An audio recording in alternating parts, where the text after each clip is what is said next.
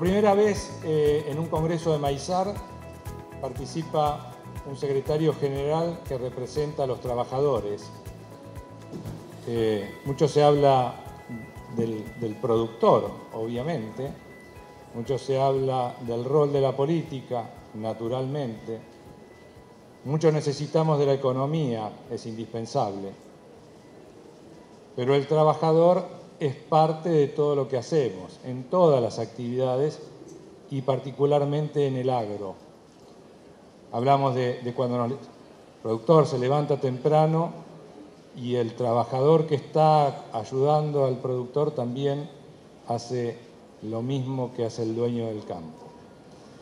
Hace 5 años que la Asociación de Semilleros es paritario, de haber venido de una situación bastante difícil, producto de a veces de no ver la realidad, y en un trabajo profesional, honesto, sin perder el rol de cada una de las instituciones, hoy estamos en que esa negociación de la paritaria se da con mucha responsabilidad, con el bien común puesto en el trabajador, porque la pirámide de cualquier empresa se nutre en una base muy, muy importante de trabajadores, digamos, de las tareas primarias, de los mandos, etcétera, etcétera. Arriba están los conductores, los dueños. Así que nos parecía muy importante tener la mirada hoy de José Boitenco, que es el secretario general de la UATRE, de cara a todo lo que vamos a tener que hacer con lo que nos dijeron los políticos y los economistas, ¿no? Que vamos a tener que recuperar la confianza y el diálogo. Entonces, la responsabilidad que vamos a tener en todos los reclamos, que naturalmente va a haber cuando el ajuste se haga, porque si no lo hacemos, lo va a hacer la realidad por sí mismo. Así que, José, agradecerte que te hayas sumado a un congreso de maíz y escuchar, digamos, tu mirada respecto desde la UATRE y la negociación permanente. Muy buenos días a todos, gracias por la invitación. La verdad que tener una mirada desde la UATRE, ¿no? La UATRE es, primero, explicarles o contarles que la UATRE es un sindicato que representa los intereses de los trabajadores rurales, todos los trabajadores rurales que se desempeñan en las distintas economías regionales están representados por nuestro sindicato. Y cuando digo de las economías regionales, digo que toda esta gente que está trabajando lo hace levantándose muy temprano, acompañando al productor, levantando nuestra producción nacional y, digamos, en esta actividad que es el campo, que es una de las principales industrias que tiene el país, es el sector que más divisa aporta al país y que, sin lugar a dudas, nosotros como trabajadores, junto a las entidades que representan al agro, apostamos por un país mejor para todos, un país que sea inclusivo, un país que nos permita al campo, que le permita al campo, junto con los trabajadores, producir 2 o 3 veces más de lo que produce, porque producimos alimentos, el mundo demanda alimentos y nosotros tenemos la capacidad para producirlo.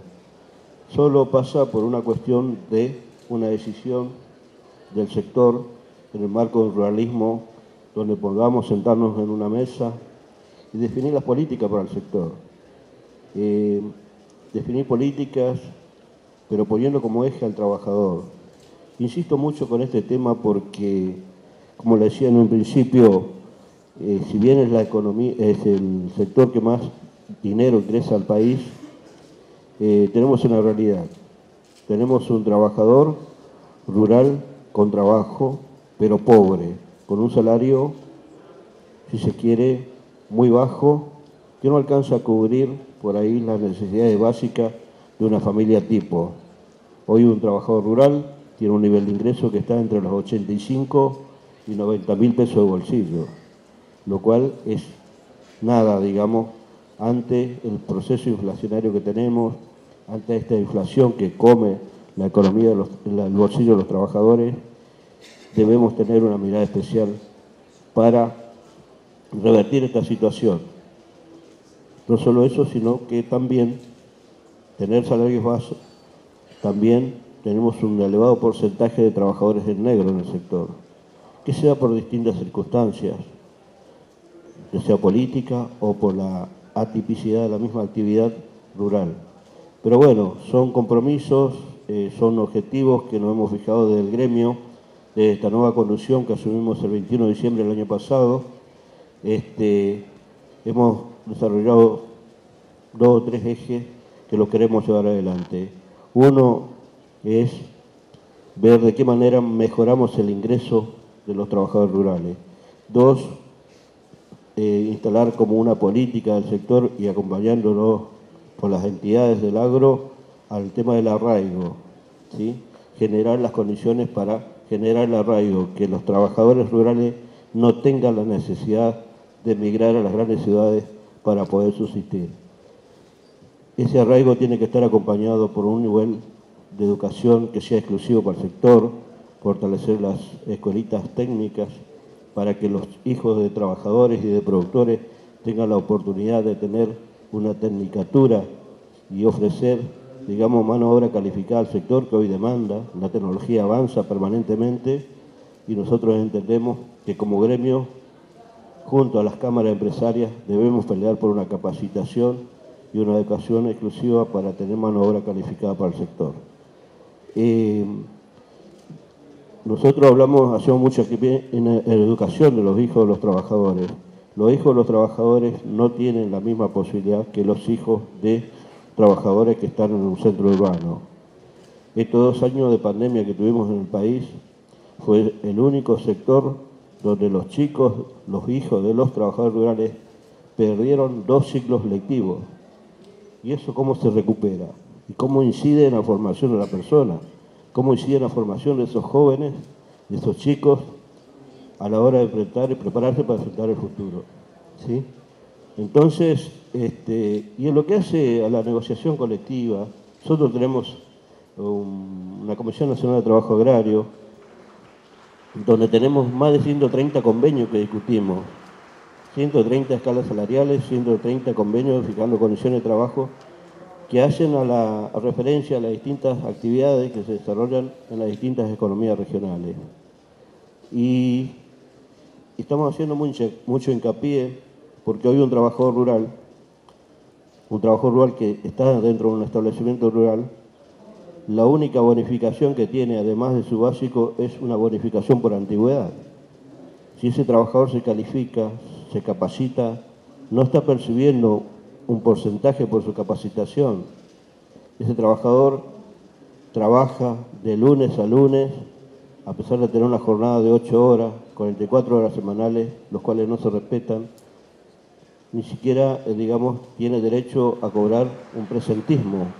También estamos tirando sobre la mesa de negociación para revertir esa situación y este bajo salario a corto y mediano plazo poder lograr de que el trabajador pueda recuperar un nivel de ingreso que le permita vivir dignamente a él y su familia. ¿Es fácil? No, no es fácil, porque tenemos que discutir, son duras las negociaciones, pero yo pongo como ejemplo lo que nos pasa con los semilleros, por ejemplo. Los semilleros nosotros empezamos muy mal, empezamos una diferencia con gremial y empresaria mal, pero tuvimos la capacidad de sentarnos en una mesa, tirar los problemas sobre la mesa y avanzar con soluciones concretas. Hoy, gracias a negociación, como lo marcaba Alfredo, que lo venimos llevando adelante desde 5 años atrás a la fecha, hoy podemos decir, y quizás imitar lo que está haciendo el compañero con Esmata, creo que hemos llegado a tener condiciones de trabajo, el trabajador se mueve en condiciones dignas, tenemos un alto porcentaje de trabajo femenino y, digamos, y las condiciones de trabajo que son básicas, donde el trabajador tiene todas las instalaciones básicas, tiene su agua potable, tiene la provisión de ropa, tiene los elementos de prevención, de contención, y esto es lo que nosotros queremos para todas las actividades. Así que, y esto lo pongo como ejemplo porque si lo pudimos hacer con la Asociación de Semilleros, también lo podemos hacer con el resto de las actividades, con el resto de las organizaciones que representan al sector. Simplemente es una decisión, la posibilidad de avanzar, consensuar ideas y concretar cosas que nos permitan vivir mejor, tanto al trabajador rural como a los empresarios. Nosotros somos conscientes de que se puede trabajar en conjunto y sacar las cosas concretas, siempre y cuando pongamos sobre la mesa el bien común. El Papa dice en un mensaje que nos dejó hace muy poco, en mi estado en Roma, que para sumar hay que saber restar, y más cuando ponemos el bien común sobre la mesa. Así que si los dirigentes que peleamos por el bien común, siempre tenemos que resignar cosas, pero dejarlo de lado los intereses personales, las grietas, los intereses políticos, pero que nos permitan valorar y refrendar el valor común. Yo creo que los argentinos tenemos la posibilidad de tener el país que nos merecemos. Simplemente tenemos que dejar de lado las diferencias personales, sectoriales, políticas también, y priorizar un interés nacional. Prioricemos la unidad de los argentinos, prioricemos los derechos básicos para una sociedad que nos permita ser mejor cada día y que nuestros hijos puedan gozar del país que nos merecemos todos. Gracias.